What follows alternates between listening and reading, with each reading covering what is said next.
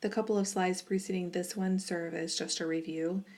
And looking at neurotransmitters, specifically just those that are listed here using table 6.2 to help with content, there's also following slides here that go into further detail. So in looking at acetylcholine in particular, the dietary precursor is choline, which plays an important role in learning and memory, wakefulness, and basic attention.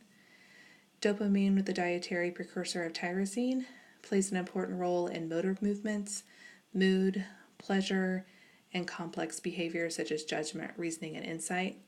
Norepinephrine has the same dietary precursor of tyrosine, which plays an important role in learning and memory, fluctuating in sleep and wakefulness, as well as fight or flight and sympathetic nervous system responses.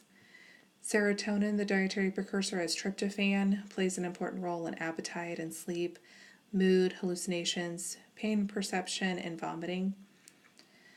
Histamine, with the dietary precursor of histidine, which plays an important role in gastric secretion, smooth muscle control, cardiac stimulation, and sensory nerve ending stimulation and alertness.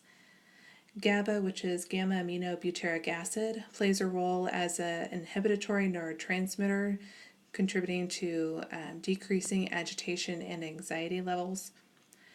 Substance P plays a role in pain transmission, movement, and mood regulation, and cholecystokinin plays a role primarily as an intestinal hormone involved in satiety, also has some involvement with the control of anxiety and panic.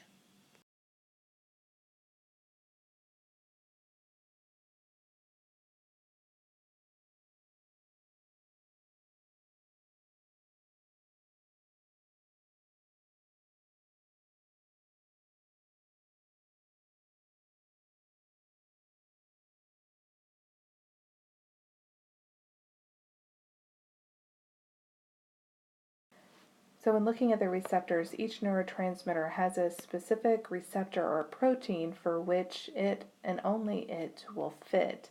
So that's that type of lock and key analogy that describes the fit of a given neurotransmitter to its actual receptor site.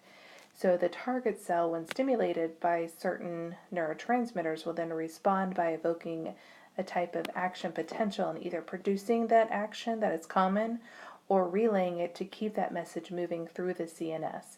That pattern of electrical signals then from one neuron converted to that chemical signal in that synaptic cleft is picked up by adjacent neurons, again converting that to an electrical action potential, which promotes that chemical signal.